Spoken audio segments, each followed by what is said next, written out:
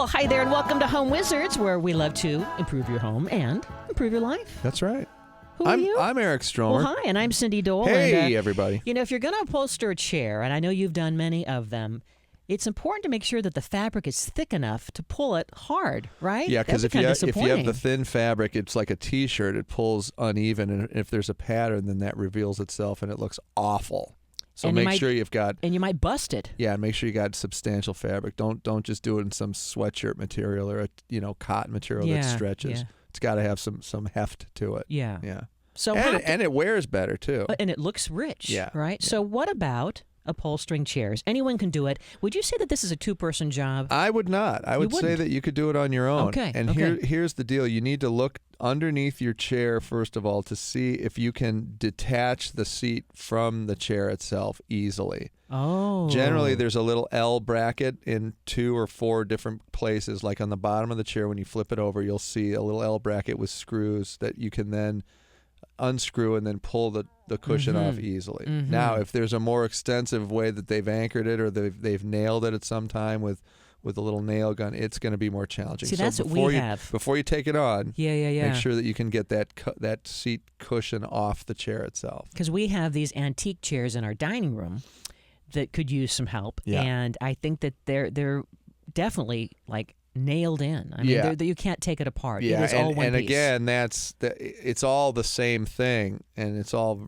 relatively rudimentary, but it's a different technique, and you may need different tools to get that nail out of there. So let's walk through the kind when you can take it apart. So we're going to assume you can take it apart. Okay, So you flip the chair on its side, and you're going to go ahead and take the screw off the L bracket part that is attaching the cushion to the chair. That's the top part, right? Okay. Unscrew it. Make sure you put those screws somewhere where you don't lose them. So maybe a baggie. Baggie, and then tape them to the chair leg while you're dealing with the cushion. Maybe pin it to your shirt and say, hello, my name Eric. is Bag of Screws guy. Yeah.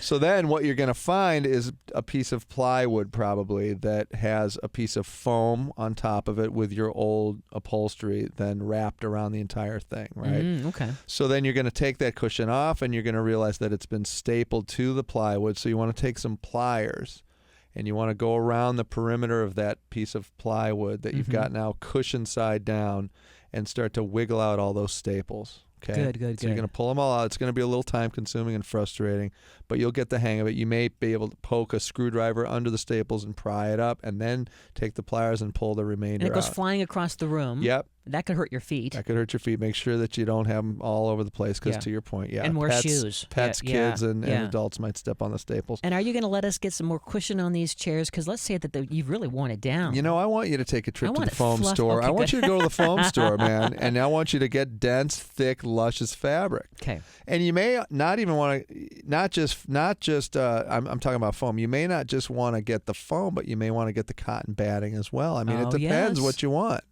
There's a couple of different ways to do it. So anyway, so you take the old fabric off, and critical is you don't want to destroy the original fabric because you want to use that ultimately as a template to then put down and superimpose on your new piece of fabric so you get the exact size, right? And if you do mess it up and you tear it, then that's not the end of the world. You're just going to have to measure, from side to side all the way around like you're wrapping a present and coming up on the other side of the plywood by maybe an inch or two. You want a little leeway, huh? You want a little bit of leeway, right? Yeah, because it's going to go up and over, and you want to have that That's fold. Right. And you're going to want to fold the corners and get it all done. So maybe at least 2 inches. I mean, is more better? No, not necessarily, because then it might bunch up underneath. Oh, so it just kind of and by the way, to that, if you do have extra, you can trim it after it's all been stapled and it's ready to go. Okay. So that's not a big deal. But anyway, then you're going to get your new foam, and it's going to also be matched to your old cushion, right? So you might want to take the cushion and the fabric with you to the store and make sure you're buying the right size. Or you can cut it to size, but you want to make sure you have enough. If you've got 4 chairs or 6 chairs, lay that foam out on the piece that you're looking at the fabric store, and sort of template it out in your mind and make sure you're going to get enough out of that piece of foam that you buy. Okay. So then you go ahead and lay the plywood back down, right? And you're gonna cut the foam to the size of that piece of plywood or match it to your original cushion. And you can cut foam pretty easily with a utility knife.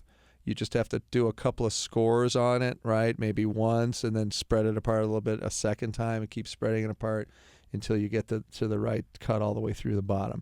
Then you go ahead and you take your fabric and you cut it to size as well. You can use a nice pair of fabric shears. Make sure you get good scissors, because if you don't have them, then you start hacking the fabric and it's not square or straight. Right. And you're going to need a staple gun.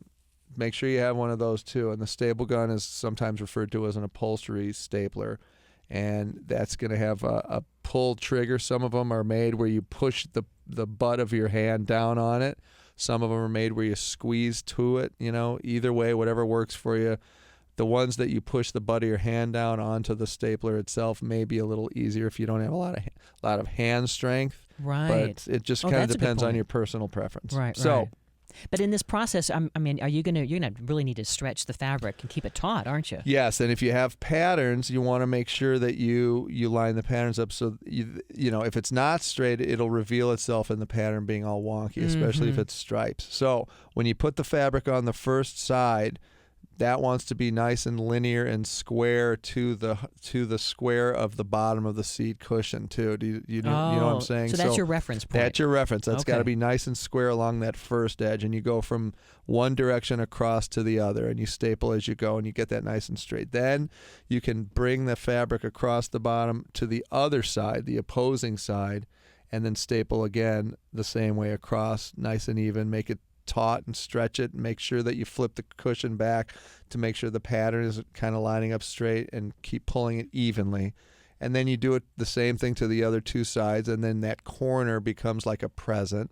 You want to tuck the corner in a nice fold so that it folds and doesn't look like it's showing itself on the top. It wants to show itself on the bottom. So it's like wrapping the perfect present. You staple it off, cut the excess back, put the cushion back down on the chair, screw it back together, boom, you got yourself a nice new cushion. You make it sound so easy. It is easy. Okay. Just try it. Well, don't get mad. I'm not mad. Okay. I'm just excited. We're gonna do I'm it. exuberant. We're going to reupholster our Yeah, chairs, we are. darn it. And coming up, we have some more ways to help save money around the house, right? Yeah, we Eric do. Stromer, Cindy Dole, you're listening to Home Wizards.